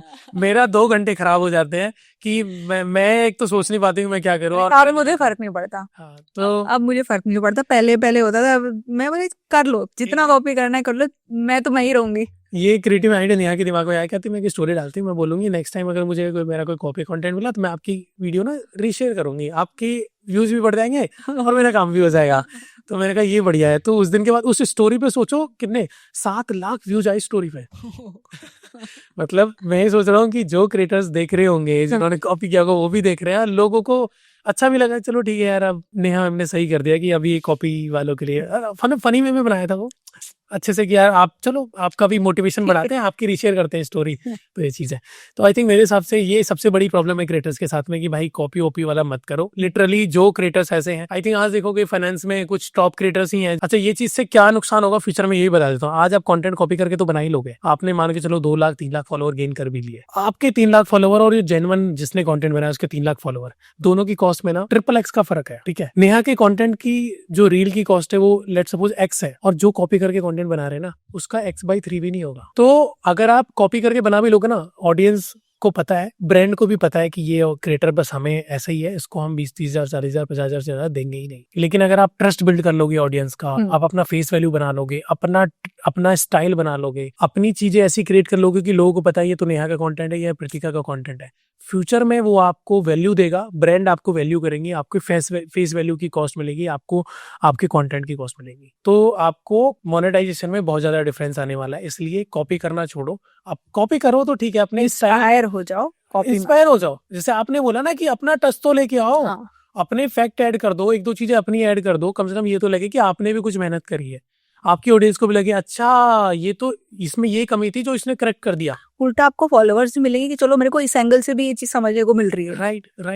तो आई थिंक ये चीज़ अब उनको समझना चाहिए। 2-3 प्रॉब्लम है जो मेजरली कंटेंट क्रिएटर्स के साथ में इश्यूज होते हैं। हम अब क्या करने लगे हैं, हर महीने कुछ क्रिएटर्स के साथ में जो हमें लगता है कि इस क्रिएटर का फेस थोड़ा सा डाउन चल रहा है, उनके साथ एक ग्रोथ कॉल करने लगे हैं। ग्रोथ मीटिंग होती है, हम उनको समझाते हैं, देख ये वाला क्रिएटर्स क्यों ग्रो कर रहा है और यहाँ पे आपका कंटेंट क्यों नहीं चल रहा है। तो अगर हमें लगता है कि भाई ये कंटेंट आपको भी बनाना चाहिए, ये वाली सीरीज आपको भी बनानी चाहिए, तो आप बनाओ। तो उनको ग्रोथ कॉल में समझाने लगे। उनके साथ हर महीने एक कॉल हो जाती है जिनसे उनको समझ आ जाता है कि अब मेरा कंटेंट इस तरह का जाना चाहिए, तो उससे उनको ग्रो मिलता है, राइट, ग्रोथ मिलती है उनको। तो आई थिंक ये वाली चीजें हम उनके साथ करने लगे हैं। तो हमारा एज एजेंसी यही बनता है कि हम अपने क्रिएटर्स को कम से कम उनको ग्रोथ में हेल्प करें। जब उनका कंटेंट मोनेटाइज नहीं हो रहा है, उनका कंटेंट ही ग्रोथ करने लगे। कंटेंट ग्रो होगा तो मोनेटाइज हो जाएगा। तो ये चीजें धीरे धीरे क्रिएटर्स के साथ हम करते। एक क्रिएटर को कितने फॉलोअर्स होने से या कौन से स्टेज में पहुंचने के बाद बार्टर करना बंद कर देना चाहिए? यार बार्टर का तो लिटरली मुझे आइडिया ही नहीं है कि हमने किसी क्रिएटर के साथ किया, और मुझे लगता भी नहीं है कि या तो मैं इस नीश में हूँ जिसमें फाइनेंस है या इंफोटेनमेंट है, इसमें बार्टर चलता है। अगर मैं बात करूँ एचडीएफसी को अपनी कोई इंश्योरेंस पॉलिसी है वो प्रमोट करानी, तो क्या बार्टर चलेगा? लेकिन मेरे हिसाब से जो फैशन लाइफस्टाइल में ज्यादा चलता है, जो ज्यादा चलता है, वन ऑफ माई एम्प्लॉय वो लाइफस्टाइल का कंटेंट बनाती है, तो वो शायद बार्टर करती है। तो मेरी एक बार उससे बात हो रही थी, तो मैंने बोला कि आप बार्टर करने से आपको क्या मिलता है? 2000-4000 का प्रोडक्ट मिलता है, बट आप बार्टर करते क्यों? तो उनका भी रीजन वैलिड है। वो बोलती है कि अगर मैं प्रोडक्ट को शोकेस करती हूँ और मैं बोलती हूँ मैं ये वाला प्रोडक्ट है, अब मैं यूज कर रही हूँ पर्सनली, आप इसको बाय करो, ये चीजें ये अच्छा है इस चीज में, ये अगर प्रोडक्ट यूज करोगे तो स्किन के लिए अच्छा है, ये अगर यूज करोगे तो हेयर्स के लिए अच्छा है। लेकिन वो बार्टर वाला भी ना आई थिंक मेरे हिसाब से 20,000-30,000 फॉलोअर वाले तक ही चलता है। मैंने उससे ज्यादा वाले जितने भी लाइफस्टाइल, मैं अभी इसके साथ काम किया था एक बार नेहा, और उसका टाई अप था एक ब्रांड के लिए। OnePlus का एक फोन था, हमने उसका एक कोलैबोरेशन कराया था, तो ट्रायो कोलैबोरेशन था जिसमें OnePlus, नेहा और कीर्ति खरबंदा करके एक शायद कृतिका खुराना है। तो नेहा और कृतिका खुराना और OnePlus का हमने एक कैंपेन किया था। तो इनके साथ भी अपफ्रंट पेमेंट पे काम करते हैं, बार्टर पे नहीं काम करते हैं। तो आई थिंक बार्टर जो चलना भी चाहिए वो इनिशियली अगर लगता है क्रिएटर को कि मुझे ग्रो करना है, तो शुरू में मुझे चलो प्रोडक्ट ही मिल जाए, 10-20-50,000 फॉलोवर तक चलता है। उसके बाद आई थिंक मेरे को लगता है कि अपफ्रंट पेमेंट ही लेना चाहिए, बिकॉज लोग बार्टर पे एज एजेंसी मुझे तो कुछ मिलता नहीं है, बार्टर में क्रिएटर को प्रोडक्ट मिल जाएगा, ब्रांड को उसका विजिबिलिटी मिल जाएगा। तो मेरे हिसाब से बार्टर मैं तो करता नहीं, बट जिनको भी करना चाहिए 10-20-50,000 फॉलोअर पे रोक देना चाहिए। उसके बाद उनको अपना ब्रांड अपने हिसाब से अपना जो भी प्राइस है वो सेट करना चाहिए। आई थिंक ये सबसे ज्यादा चलता है लाइफस्टाइल में। एक क्रिएटर अपना प्राइस कैसे सेट करे? हमारी नीश में क्या रहता है कि मैं आपको एक आइडिया देता हूँ। 2-3 तरह से हम कमर्शियल पिच करते हैं ब्रांड को। एक होता है सीपीवी बेस पे, कि हमें व्यू बेसिस पे इतना जो एवरेज व्यूज आ रहे हैं, लेट्स सपोज आपकी बात करता हूँ कि अगर आपके एवरेज व्यूज 4 लाख आ रहे हैं, तो हम ब्रांड को बोलते हैं कि हमारा जो सीपीवी मॉडल है वो 0.5 से लेके 1 तक जाता है इंफोटेनमेंट कैटेगरी में, ठीक है। जो फाइनेंस कैटेगरी है उसमें 1 सीपी से 2 सीपीवी तक जाता है। तो लेट्स सपोज अगर नेहा का कंटेंट 1 मिलियन जाता है तो हम 10 लाख चार्ज करते हैं। अगर उससे ज्यादा जाता है तो भी हमारा पर सीपीवी हमारा फिक्स हो गया कि हम 10 लाख लेंगे, आपको एवरेज हम 1 मिलियन व्यूज तो दे ही देंगे। अब जैसे आपका कंटेंट है, अगर आपके 5 लाख 6 लाख व्यूज आ रहे हैं, तो हम ट्राई करते हैं कि 0.5 से 1 के बीच में हम 0.6 0.7 मतलब आपके 3 लाख 3.5 लाख फॉलोअर 3.5 लाख कॉस्ट तक हम ले लें। ये तो हो गया सीपीवी बेस्ड। एक होता है कि भाई यहाँ पे वायरल नहीं करना, हमें व्यूज बेस्ड नहीं चाहिए, हमें कन्वर्जन बेस्ड चाहिए कि हमें तो 1200-1300 रजिस्ट्रेशन चाहिए, हमारी वेबिनार है उस पर हमें इतना चाहिए। तो वो होता है कि भाई हमें कैग दे दिया कि हमें 1000 पर रजिस्ट्रेशन हम आपको देंगे। अब अगर हमने 1000 रजिस्ट्रेशन करा दिए और हमें 1000 रुपए मिल रहे हैं, तो मोटा मोटा हमारा वो 10 लाख रुपए का हो गया। मोटा मोटा हमने 1000 लोगों को वहां पे पहुंचा दिया। तो ये होता है कन्वर्जन बेस्ड, आप एक रजिस्ट्रेशन के लिए कितना कॉस्ट बियर कर रहे हो। तो 2 तरह से चलता है। अब आपको फॉलोअर बेसिस पे बताऊं तो एक एवरेज चलता है। अगर आपके 100 के फॉलोवर है तो हम मोटा मोटा आपका 60,000 के आसपास कोट करते हैं, 50-55 तक वो लॉक हो जाता है, ठीक है। मिलियन वालों का फेस वैल्यू भी जाता है, जैसे नेहा है, शरण हेगड़े है, या अनुष्का राठौड़ है, साक्षी जैन है, कहीं ना कहीं फेस का भी जो फेस वैल्यू उन्होंने बनाई है 2-3-4 साल में, उसका भी वैल्यू मिलता है। तो उसका हम फेस वैल्यू के हिसाब से किसी का 3 लाख, किसी का 5 लाख, किसी का 10 लाख, किसी का 15 लाख, वो क्रिएटर की फॉलोअरशिप पे भी डिपेंड करता है, उनके एवरेज व्यूज पे भी डिपेंड करता है, और उनकी ब्रांड वैल्यू पे भी डिपेंड करता है जो उनकी फेस वैल्यू है। तो इस तरह से ये तीनों कैटेगरीज में हम ट्राई करते हैं। बाहर से देखने से ऐसा लगता है कि क्रिएटर्स तो कितना कमा रहे हैं, कितना फन लाइफ है, प्लस उनकी स्टोरीज देखते हैं, पार्टीज जा रहे हैं, ये कर रहे हैं, वो कर रहे हैं। रियलिटी में इन्फ्लुएंसर की लाइफ कैसी होती है? ये देखो, आप भी एक क्रिएटर हो, ठीक है, मोरलेस आपको बहुत ज्यादा पता होगा इस बारे में, पता ही होगा कि क्या चलता है। पैसा कमा रहे हैं, ये रियलिटी है, अच्छा पैसा कमा रहे हैं, नो डाउट। मैं ये नहीं बोलूंगा कि बिल्कुल नहीं कमा रहे हैं, बहुत अच्छा पैसा कमा रहे हैं। मतलब जो मिलना चाहिए उससे ज्यादा ही कमा रहे होंगे। अगर रियलिटी में पूछोगे ना, कंटेंट क्रिएटर इकोनॉमी में जितने भी क्रिएटर्स हैं बहुत ज्यादा स्ट्रेस में रहते हैं कंटेंट को लेके। किसी क्रिएटर के अगर किसी दिन व्यूज ही नहीं आए, 2 लाख 3 लाख 4 लाख पे व्यूज रुक गए, उससे ज्यादा स्ट्रेस मुझे नहीं लगता कोई और फील्ड में कोई लेता होगा। 3 दिन उसके इसी दिन पे खराब हो जाएंगे उस क्रिएटर के कि भाई मेरे व्यूज क्यों नहीं आए इस कंटेंट पे। अगला 3 दिन का कंटेंट वो इसलिए नहीं डालेगा क्योंकि उसको वो कंटेंट इस तरह से बनाना है कि वो वायरल हो जाए नेक्स्ट टाइम। अगर वायरल नहीं हुआ तो फिर और स्ट्रेस हो जाता है। तो जो दिखता है ना कि बैकएंड में, फ्रंट एंड तो कैमरे में आके तो हम भी अच्छे से स्मार्ट होके बैठेंगे रहे यार आज कंटेंट बनाना है, लेकिन जो पीछे की वर्किंग होती है ना बहुत स्ट्रेसफुल होती है। कंटेंट लिखना, कंटेंट फिर एडिट करना, उसके बाद व्यूज नहीं आना, फिर टेंशन लेना, फिर नए कंटेंट के लिए रिसर्च करना, तो बहुत स्ट्रेसफुल होता है। जो पार्टीज आप बोल रहे हो, पार्टीज में दिखता है, लोग ना पार्टीज में जाते तो हैं 1-2 घंटे चिल कर, हाँ भाई कैसा चल रहा है आपका कंटेंट कैसा क्या, लेकिन वो फेस पे ना बैकएंड में सबको लग रहा होता है कि यार इसका तो सही चल रहा है, मेरा क्यों नहीं चल रहा है, या इसका ठीक चल रहा है। बट ये है कि अगर आप टीम बिल्ड कर लोगे सही से, अपने साथ राइटर्स अच्छे रख लोगे, अपने साथ एडिटर्स अच्छे रख लोगे, तो कहीं ना कहीं आप बैलेंस कर पाओगे। आप अपनी पर्सनल लाइफ भी बैलेंस कर पाओगे, अपनी प्रोफेशनल लाइफ भी बैलेंस कर पाओगे। तो आपको ये जल्दी से समझना पड़ेगा। जैसे ही आपको लग रहा है कि आपका ग्रोइंग फेज चल रहा है, आप 3 लाख 4 लाख फॉलोअर पे हो, तो आप एटलीस्ट अपने 2 लोग तो अपने पास रख लो, एक राइटर और एक एडिटर, जो आपके लिए हमेशा हेल्प करेंगे। राइटर आपको हमेशा रिसर्च करके देगा, आप उस रिसर्च के साथ अपना कंटेंट बनाओ। ऑब्वियसली आपका इन्वॉल्वमेंट रहेगा उसमें, आपको वो रिसर्च करके दे देगा, लेकिन आपको कंटेंट को कैसे प्रेजेंट करना है वो आपका ही काम है। आपको अपनी ऑडियंस के बारे में पता है, अपना हुक पता है, वो सब आपको पता है। दूसरा, आपके एडिटर्स बहुत मेन इंपॉर्टेंट होते हैं। मेरे हिसाब से एडिटर का काम 50% होता है आपकी वीडियो में। आपने रिसर्च कर दिया, आपने शूट कर लिया, लेकिन अगर आपकी एडिटिंग अच्छी नहीं है ना, आपका कंटेंट रिटेंशन आपका एडिटिंग से दिखता है। आप अपने इनसाइट्स में जाके देखो, अगर आपका रिटेंशन 8-9 सेकंड नहीं है, लोग आपको नहीं देखेंगे। तो शुरू के 8-9 सेकंड को कैसे एडिट करना है, क्या क्लिप लगानी है, क्या लिखना है, दिस इज मोस्ट इंपॉर्टेंट। तो आपको ये 2 बंदों को इतना ट्रेन करना है कि आपको स्ट्रेस लेने की नीड ना पड़े। आप अपने राइटर को बोलो भाई दुनिया बना रही है कंटेंट, लेकिन मेरे को ऐसा चाहिए कि मेरा कंटेंट सबसे ज्यादा वायरल हो। अब मैं तरुण की बात करता ना, तरुण हमेशा ऐसा फैक्ट लगाएगा ना वीडियो में, बंदे को मजबूर हो जाएगा यार मैं रुक के देखता हूँ बंदा क्या बोल रहा है। वो रिपोर्ट रख देगा शुरू में टेबल पे, 2 सेकंड तो रिपोर्ट पड़ी रहेगी, उसको खोलेगा तो लोग यार रिपोर्ट पढ़ के दिखा रहा है, कुछ तो वैलिड होगा। तो उस पर स्केच उसको करेगा, ये चीजें देखेगा, तो बंदे को लगेगा यार हाँ देखना चाहिए। जैसे आप 3-4 सेकंड रिटेन करोगे ना वीडियो पे, एल्गो है ऐसा इंस्टाग्राम का, वो पुश करेगा नॉन फॉलोअर्स को, तो आपकी वीडियो वायरल हो जाएगी। तो आई थिंक थोड़ा सा ये चीज पे फोकस करना चाहिए क्रिएटर को। आपने जो पूछा क्रिएटर की लाइफ, थोड़ा बहुत तो सबकी में चलता है, बट व्यूज आने चाहिए भाई क्रिएटर, नहीं तो बहुत ज्यादा परेशान हो जाते हैं। मैं कॉमेडी क्रिएटर से जब मिला, मुझे लगता था इतना फनी वे में बनाते हैं लोग, तो बहुत फनी रहते होंगे दिन भर, जिंदगी की बैक एंड लाइफ देखो जाके यार, बैक स्टोरी मतलब ऐसी लगती है कि यार ये बंदा जो रियलिटी में दिखता है और जो फेस जो इसका वीडियो में आता है वो तो बहुत डिफरेंस है। मैं जितने भी आरजेस वीडियोस बनाते हैं, मैं मोस्टली क्रिएटर्स को फॉलो करता हूं, उनके साथ काम भी करने लगा पर्सनली। वो लोग थोड़ा सा टेंशन में रहते हैं क्योंकि उनके लिए डेली नया कंटेंट रिसर्च करना, वो भी तुम्हें हंसाने के लिए। एक तो होता है न्यूज बेस बना लिया कि ठीक है नई न्यूज आ गई, भाई उनको तो डेली देखना है कि आज कैसे हंसाऊं या आज क्या नया कंटेंट डालूं। तो डिफिकल्ट तो है यार, क्रिएटर इकोनॉमी में क्रिएटर्स के लिए थोड़ा ये फेस डिफिकल्ट होता है। तो ऑब्वियसली मेरे हिसाब से थोड़ा सा क्रिएटर जितना जल्दी हो अपना टीम बिल्ड कर ले धीरे धीरे उस चीज को, क्योंकि आफ्टर ऑल एक इसके बाद आप फैमिली भी होती है, शादी होती है, बच्चे होते हैं। तो अगर आप बिजनेस की तरह इसको ट्रीट कर रहे हो तो वेल एंड गुड, अगर आप इसको पैशन की तरह ट्रीट कर रहे हो तो थोड़ा डिफिकल्ट हो जाएगा। पैशन में उतार चढ़ाव होते हैं, आपके लिए स्ट्रेसफुल हो जाता है। बट अगर आप टीम बिल्ड कर लोगे तो थोड़ा सा स्ट्रेस टीम भी लेगी आपके लिए। क्रिएटर को अपना ब्रांड लॉन्च करना चाहिए। इंटरेस्टिंग, करना चाहिए, लेकिन कब करना चाहिए वो मोस्ट इंपॉर्टेंट है। हर किसी को करना चाहिए, नहीं करना चाहिए वो भी एक एंगल होता है। मेरे हिसाब से हर कोई क्रिएटर ब्रांड लॉन्च नहीं कर सकता। ओके जो कर सकते हैं उन्होंने किया भी है, उन्होंने कब किया वो सब मैं थोड़ा डिटेल में बताना चाहूंगा। मैं एक जगह और बात कर रहा था इसके बारे में, मैंने ना 3-4 क्रिएटर्स को अच्छे से फॉलो किया, उनकी जर्नी मैंने स्टार्टिंग से फॉलो करी, क्योंकि जब मुझे इस इंडस्ट्री में इंटरेस्ट आने लगा तो मुझे भी टाइम देना लगा। मैं जब इसमें टाइम देना मुझे इंटरेस्ट आने लगा कि यार मैं समझता हूँ लोग क्या क्या कर रहे हैं। तो मैं 3-4 क्रिएटर की बात करूंगा, जैसे एक पारुल गुलाटी है, निश हेयर करके, मैं उनका कंटेंट भी देखता था। कुछ कंटेंट मेरे को, मैं जब उनका कंटेंट देख रहा हूँ, मैंने कंटेंट देखना स्टार्ट किया एज एजेंसी ओनर कि मैं इनके साथ कैसे क्या कर सकता हूँ या मुझे और क्रिएटर के साथ में कैसे काम करना चाहिए। तो मैंने देखा यार वो कंटेंट बना रही है अपने लाइफस्टाइल का, क्योंकि वो एज एक्टर भी काम कर रही थी। लोगों को समझ आया कि उसको समझ आ गया कि यार मेरी ऑडियंस ना मेरे को बहुत ट्रस्ट करने लगी है, या जो चीज मैं बोलूंगी तो वो उस पर बहुत जल्दी बिलीव करने लगी। तो उन्होंने पर्सनली वो चीज अपने प्रोडक्ट को बिल्ड करना स्टार्ट किया। निश हेयर अपनी वीडियोज में आने लगी, लोगों को दिखाने लगी कि ये एक ऐसी प्रॉब्लम है जो काफी गर्ल्स को है या लोगों को एक्चुअली में होना चाहिए, या एक ये ऐसी प्रॉब्लम है जो मुझे लगता है 30, 40, 45 साल में सब यूज्ड टू है इस चीज के होंगे उनको।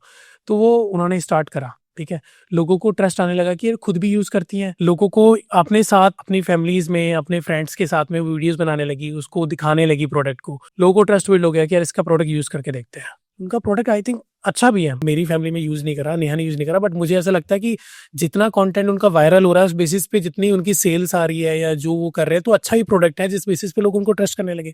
उन्होंने अपनी कम्युनिटी इतनी स्ट्रांग कर ली कि लोगों को यूज करना एक बार ट्राई मानना बनता था कि यार ट्राई करते हैं, एंड वो ट्राई करने लगे तो उसका कंटेंट चलने लगा, उसका प्रोडक्ट बिकने लगा तो उनकी सेल्स आने लगी, अच्छी सेल्स आई। तो मेरे हिसाब से वो राइट टाइम था, उन्होंने अपनी लाइफ स्टाइल कॉन्टेंट में उसको यूज करना स्टार्ट करा, उस प्रोडक्ट को जो उसकी ऑडियंस चाहती थी। एंड आपका कंटेंट आपकी नीड से रिलेटेड होगा तो ज्यादा वायरल होगा, ज्यादा चलेगा। तो आई थिंक करना चाहिए स्टार्टअप, लेकिन राइट टाइम राइट कम्युनिटी के साथ और राइट कम्युनिटी बिल्ड होने के बाद करना चाहिए। तो निशेयर का मैंने एग्जांपल लिया, सेम अगर हम टेक बनर की बात करते हैं, उन्होंने काफी सारे प्रोडक्ट बिल्ड किए हैं। नील गोगिया के साथ मिलकर उन्होंने अभी लेस जो वॉच का स्टार्ट किया। टेक बनर काफी टाइम से कंटेंट बना रहे हैं, आई थिंक 2014-15 से कंटेंट तो बना ही रहे होंगे यूट्यूब पे। उन्होंने एक ऐसी ऑडियंस, एक ऐसा ट्रस्ट, एक ऐसी कम्युनिटी बिल्ड कर ली कि अगर वो टेक फील्ड में है तो टेक का उन्होंने टेक के मोबाइल के जो कवर्स थे, लैपटॉप कवर्स थे, ये बिल्ड करे। उसके बाद उन्होंने वॉच करी, तो काफी अच्छा लोगों को लगा यार इस रेंज में अगर मेरे को एक वॉच मिल रही है तो मुझे लेना चाहिए, क्योंकि आप एप्पल की वॉच लेने जाओ तो 30,000, 40,000, 20,000 से स्टार्ट होगी। मुझे यहाँ पे एक वॉच मिल रही है जो ठीक है, मैंने मान लिया कि मैं उससे कंपेयर नहीं कर रहा, लेकिन मेरे को फैसिलिटी वाइज देखो तो ठीक मिल रही है, मेरे को फीचर्स वाइज देखो तो ठीक मिल रही है। उसने अपनी ऑडियंस को बेचा। आई थिंक उनकी पहले दिन की जो सेल्स मैं पढ़ रहा था, उन्होंने काफी अच्छा सेल्स किया पहले दिन। तो आपको स्टार्टअप बनाना चाहिए एज ए क्रिएटर, लेकिन आपको सबसे पहले अपना एक ऑडियंस बेस बनाना चाहिए, उसके साथ आपको उनको ट्रस्ट बिल्ड करना चाहिए।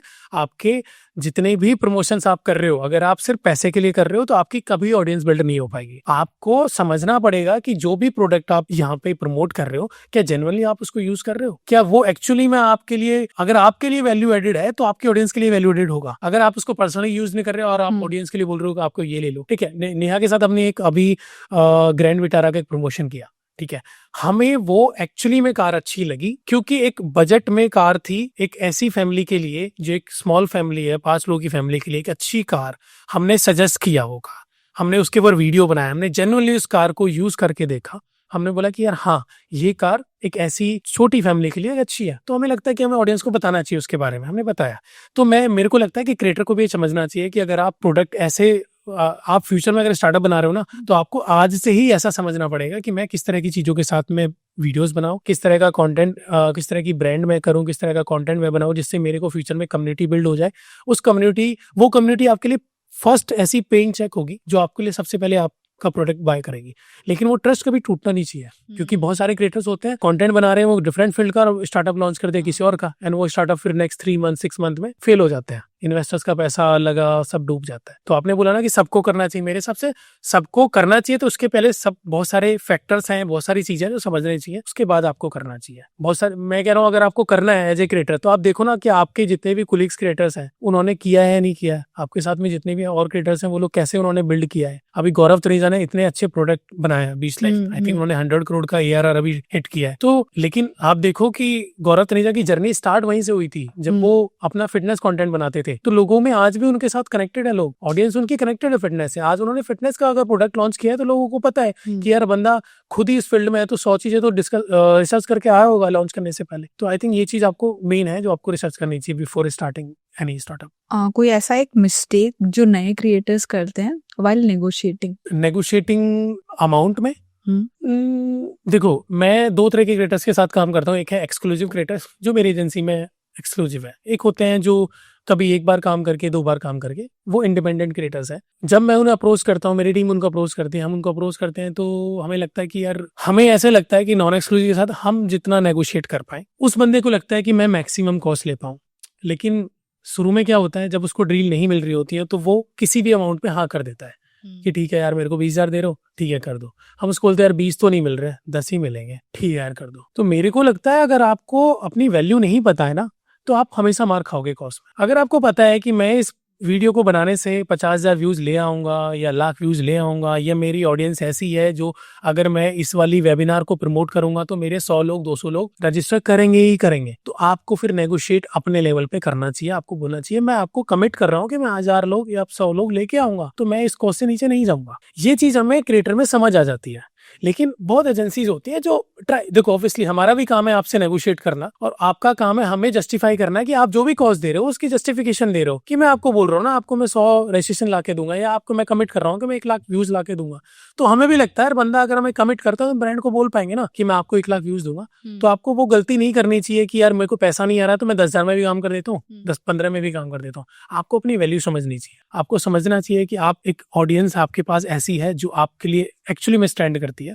तो आपको अपनी ऑडियंस पे ट्रस्ट रख के अपना कॉस्ट हमें बताना चाहिए, जिसके बेसिस पे हम आपको आगे ब्रांड के साथ पिच कर पाए। ऐसा भी हुआ होगा कभी कि आपने कभी कैंपेन रन करा और वो अच्छा काम नहीं किया, तो फिर जब आपको दिख जाता है कि वैसा रिजल्ट नहीं आया जैसा एक्सपेक्टेड था, तो आपके फर्स्ट स्टेप्स क्या होते हैं? यार ऐसा बहुत बार होता है, हो ही जाता है, महीने में 1-2 कैंपेन ऐसा हो ही जाता है कि अप टू द मार्क नहीं गए, ठीक है। बट अब इतना एक्सपीरियंस हो गया है, हमें लगता है कि लेट्स सपोज हमारे 4 क्रिएटर हमें किसी ब्रांड को दिए, ब्रांड ने बोला यार मेरा 2 लाख का बजट है, ये 4 क्रिएटर मुझे चाहिए। हमने बोला ठीक है, आप 4 क्रिएटर की रील करा लो, वीडियो हम ये स्टोरी रीशेयर करा देंगे, ठीक है, ये कैंपेन हम इस तरह से करा देंगे। वो वीडियो गई, वीडियो नहीं परफॉर्म हुई, वीडियो में कोई ग्लिच आ गया, या वीडियो एक्चुअली में ऑडियंस को नहीं समझ आई। नाउ हमारा नेक्स्ट स्टेप ये होता है कि हमें उस ब्रांड के साथ रिपीट तो करना ही है काम, हमें उसको कैसे कन्विंस करना है, क्योंकि दोबारा तो काम नहीं देगी जब तक हम उसको ये चीज़ नहीं समझाएंगे कि एक्चुअली में गलती क्या हुई है। हम क्रिएटर को ये चीज़ समझाते हैं कि देखो एक बार तो काम करना चाहिए किसी ब्रांड के साथ में, अगर हमें दोबारा काम करना है तो हमें ओवर डिलीवर करना पड़ेगा कुछ ना कुछ। यहाँ पे हम उसको ट्राई करते हैं कि हम कुछ ना कुछ ऐसा डिलीवर्स देते हैं जिससे उनका एक्चुअली में जो एक मार्क था कि यार हमें इतना रजिस्ट्रेशन चाहिए या इतने व्यू चाहिए, वो कंप्लीट हो जाए। तो हम ट्राई करते हैं एक वीडियो स्टोरी करा देते हैं, हम ट्राई करते हैं कि स्टैटिक स्टोरी करा देते हैं, हम ट्राई करते हैं कि नेक्स्ट जो भी वीडियोस होने वाली हैं उसमें कुछ कमर्शियल्स नेगोशिएट कर लेते हैं कि आप चलो ठीक है, एक वीडियो से नहीं आया ना, हम आपको नेक्स्ट 2 वीडियोस देते हैं सर, आपको 50% कॉस्ट कम कर देते हैं। अब ब्रांड को क्या होगा, यार बंदा चल हमारे लिए कुछ तो कर रहा है ना, ऐसा नहीं है कि सिर्फ कॉस्ट लेने आ जाएगा नेक्स्ट टाइम। हमने उसको 2 लाख रुपए में कुछ भी नहीं दिया और नेक्स्ट टाइम हम जाके पहुंच जाए कि हमें 4 लाख रुपए और दे दो, तो ऐसा कभी नहीं होगा। तो हम उसको ट्राई करते हैं कि नेक्स्ट टाइम हम आपसे दो वीडियोस करा देंगे सेम कॉस्ट में, या फिर हम आपको वीडियो स्टोरी करा देंगे, आपके रजिस्ट्रेशन जो भी पेंडिंग है वो हम पूरे करा देंगे। तो कभी कभी ये चीजें बहुत मतलब 1-2 कैंपेन में हो जाती हैं, तो क्रिएटर भी वहां समझ जाता है कि मेरे को काम करना है, तो ठीक है, मुझे नेक्स्ट 2 रील भी तो मिल रही है, अगर मैंने इसको अच्छा परफॉर्म किया तो नेक्स्ट टाइम मैं कॉस्ट भी तो बढ़ा सकता हूँ। तो क्रिएटर को हम ये चीज समझाते हैं कि अगर नेक्स्ट टाइम परफॉर्म करोगे नेक्स्ट टाइम कॉस्ट बढ़ा देंगे, हमने कम किया ना इस बार, नेक्स्ट टाइम बढ़ा देंगे। तो ये चीज बैलेंस करके चीजें सॉर्ट हो जाती। तो पहला स्टेप तो ये होता है कि क्रिएटर को समझा के हम ओवर डिलीवर करा देते हैं। दूसरा स्टेप ये होता है कि कॉस्ट हम थोड़ा कम कर देते हैं ब्रांड के लिए, और नेक्स्ट टाइम के लिए हम कहीं ना कहीं नेगोशिएट कर लेते हैं। ऐसे देखो, ब्रांड को इन्फ्लुएंसर्स की जरूरत पड़ेगी, इन्फ्लुएंसर्स को ब्रांड की जरूरत पड़ेगी। आप मेरे को दोनों के लिए टिप्स बताओ। सबसे पहले ब्रांड के लिए बताओ, ब्रांड्स इन्फ्लुएंसर्स को कैसे खुश रख सकती है? पैसा देके, जितना ज्यादा पैसा देना है उतना दे दो, क्रिएटर खुश है। दूसरा, अपना प्रोडक्ट अच्छा बनाओ। अगर आपका प्रोडक्ट अच्छा है, क्रिएटर बहुत खुश होकर आपका प्रमोशन करेगा। आपका प्रोडक्ट बेकार है ना, क्रिएटर कितना ही एफर्ट मान लेंगे ना, वो नहीं चलेगा मार्केट। तो ब्रांड को 2 चीजें करनी है। सबसे पहले अपना प्रोडक्ट इतना अच्छा बनाओ कि क्रिएटर की मजबूरी बन जाए कि एक फीचर तो एडिशनल बता दे अपनी वीडियो में कि भाई ये तो मेरा फेवरेट फीचर है जो लास्ट वाला है। तो सबसे पहले ब्रांड को अपना प्रोडक्ट अच्छा बनाना पड़ेगा। दूसरा, आप क्रिएटर को ऑब्वियसली उसके अकॉर्डिंग जो भी उसका मार्केट में प्राइस है वो कॉस्ट उसको दो। कॉस्ट अगर उसके हिसाब से मिलेगा तो आपके लिए एफर्ट लगाएगा, आपकी वीडियो को डिफरेंट तरीके से डिफरेंट प्लेटफॉर्म पे भी डालेगा।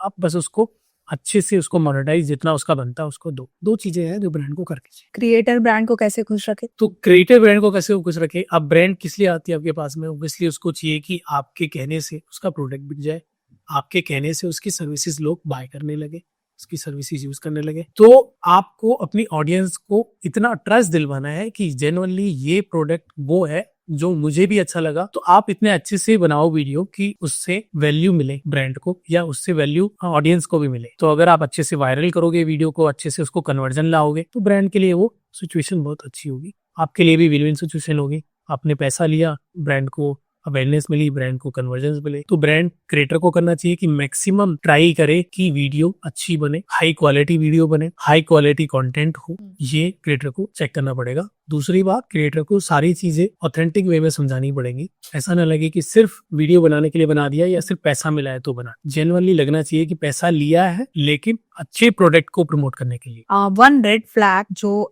जब एक ब्रीफ में आती है तो आप पहले ही प्रेडिक्ट कर लेते हो कि यार it is going to be trouble? हाँ, ऐसा है। रेड फ्लैग बहुत सारे होते हैं कि भाई बोलना है कि भाई हमारे तो इस बंदे का नाम लेना ही लेना है, फाउंडर का नाम लेना ही लेना है। मतलब फाउंडर का नाम लेने से क्या फर्क पड़ेगा? आप अपने प्रोडक्ट के बारे में बात करो ना, या कुछ ऐसी चीजें जो आपको लगता है कि हमें जनरली बतानी चाहिए। ये क्या मतलब है कि एयरटेल का है लेकिन एयरटेल के फाउंडर का नाम, प्रोडक्ट के बारे में बात करो। तो किसी नाम मुझे नहीं लगता किसी बंदे के नाम लेने से है कुछ ऐसी चीजें, तो हमें पहले पता चल जाता है कि ये बंदा अपने आप को प्रमोट करा रहा है कि अपने प्रोडक्ट को प्रमोट। कोई एक ऐसा कैंपेन दैट यू विश कि आपने किया होता? बहुत सारे कैंपेन है यार। मेरे को लगता है कि कॉज के लिए बहुत सारे कैंपेन्स आते हैं जो मुझे लगता है कि पर्सनली सबको करने चाहिए, सारे क्रिएटर्स को करने चाहिए। अभी ना जैसे एक क्रिएटर का नाम लेता हूँ, रेवंत करके क्रिएटर है। हाँ, तो मुझे लगता है कि उन्होंने इतने कैंपेन्स करे हैं ऐसे, जो लगता है कि यार ये बंदे ने अच्छा एक इनिशिएटिव स्टार्ट किया है, ये कैंपेन मुझे भी करना है, या मुझे भी लोगों को बताना चाहिए कि हेल्थ रिलेटेड चीजें, ये हेल्थ कितनी इंपॉर्टेंट है। तो बहुत सारे ऐसे कैंपेन आते हैं जो हेल्थ कॉन्शियस होते हैं, या जो अवेयरनेस के लिए आते हैं, या जो एजुकेशन के लिए आते हैं, जो लोगों को समझना चाहिए, या जो बहुत सारी स्कीम्स आती हैं गवर्नमेंट की, जो एक्चुअली में हर ऑडियंस को पता होना चाहिए कि ये स्कीम है जिससे लोगों को बेनिफिट मिल रहा है। तो बहुत सारी स्कीम्स है गवर्नमेंट की जो मुझे लगता है सबको प्रमोट करनी चाहिए।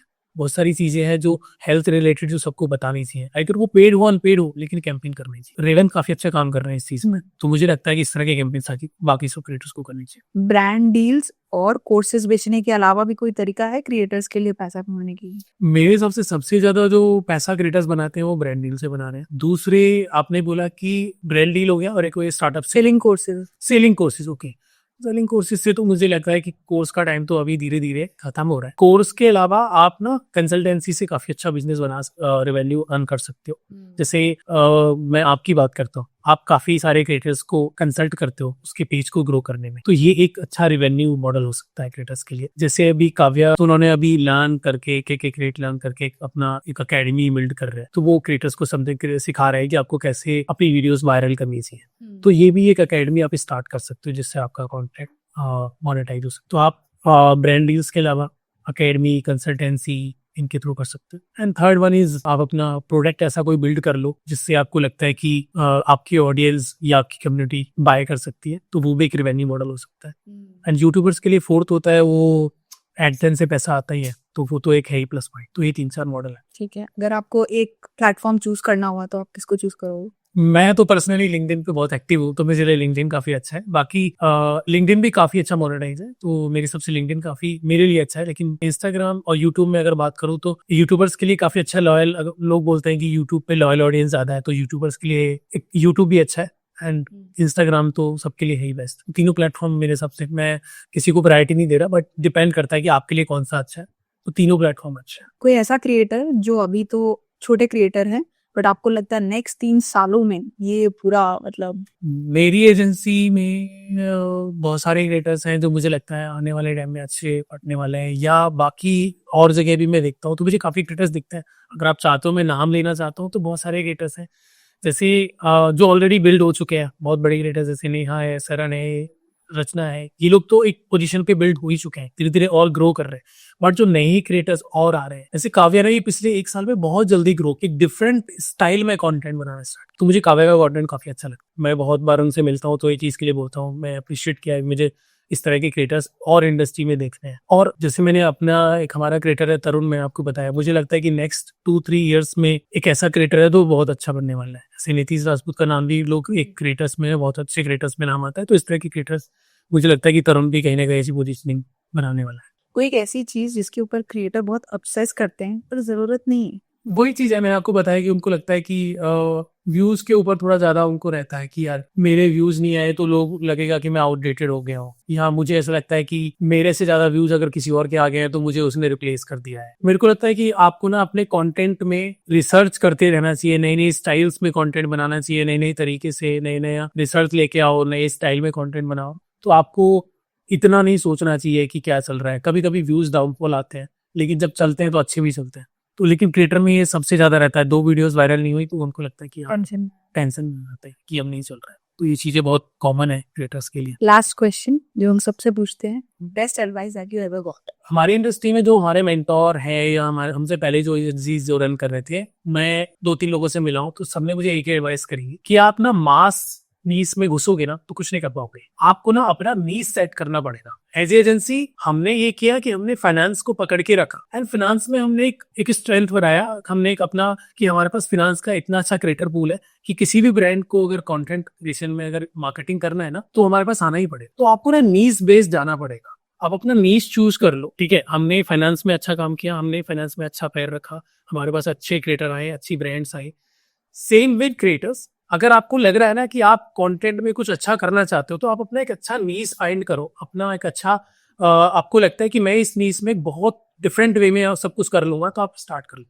तो एक मेरी यही एडवाइस है कि मिक्स मत करो कि सब कुछ बना दूंगा, सब कुछ वीडियो सारी वायरल कर दो, नहीं। आप अपना सबसे पहला अपना नॉलेज जिसमें आपको लगता है कि सबसे ज्यादा है उस नीश को डिसाइड करके बसो। उसके बाद फिर आपको ग्रोथ भी मिलेगा, मोनेटाइजेशन भी मिलेगा, फेम भी मिलेगा, रिस्पेक्ट भी मिलेगी। तो आपको ये फाइंड आउट करना है। जो मेरा तो यही मंत्र है या जो मुझे मिला है कि भाई अगर आप एक चीज में अच्छे से एक्सपर्ट बन जाओगे तो लोग आपको ढूंढेंगे कि यार मुझे फाइनेंस में जाना है तो मुझे डिजिटल के पास जाना है, यार मुझे अगर कंटेंट क्रिएशन सीखना है तो मेरे को प्रतीका के पास जाना है कि ये अच्छे से सिखाती है। तो वो चीज आपको चूज करनी पड़ेगी। दिस इज माई लास्ट मंत्र। थैंक यू सो मच दीपक और coming here and giving your time. अभी किसी को भी क्रिएटर इकोनॉमी समझनी है तो ये एक पूरा मास्टर क्लास था। They can understand it completely. यार हमने तो ट्राई किया, हम नॉर्मल कॉन्वर्सेशन कर रहे थे। अब लोगों को अगर इससे कुछ इंटरेस्टिंग मिला होगा तो डेफिनेटली वो पूरा देखे। मेरे हिसाब से मुझे लग ही नहीं रहा था कि हम पॉडकास्ट कर रहे हैं, ऐसा लग रहा था कि नॉर्मल बातें कर रहे हैं। मैं आपसे पहले अभी गुजरात में मिला था तो मेरे को ऐसे लग रहा है हम सामने खड़े होकर ऐसी ही बातें कर रहे हैं। यही होना चाहिए पॉडकास्ट। क्रिएटर इकोनॉमी में इतनी बातें हैं कि हम ऐसे लग ही नहीं रहा था कि पॉडकास्ट हो रहा है, बातें ही चल रही है। तो कुछ चीज काफी इंटरेस्टिंग लगा। आई थिंक ऑडियंस को अगर क्रिएटर इकोनॉमी में आना है, क्रिएटर बनना है या एजेंसीज को, तो आई थिंक देखना चाहिए। काफी इंटरेस्टिंग चीजें होगी। Thank you and thank you आपने इनवाइट किया। मैं कल आपका मैसेज आया तो सडनली मेरे को लगा कि आप दिल्ली आए हो, तो मैंने इसलिए आपको बोला कि आप ऑफिस आओ। आपने बोला यार ऑफिस तो आऊंगी ही लेकिन मुझे पहले आपके पास पॉडकास्ट करना है। मैं बोला ठीक है करते हैं। तो थैंक यू सो मच।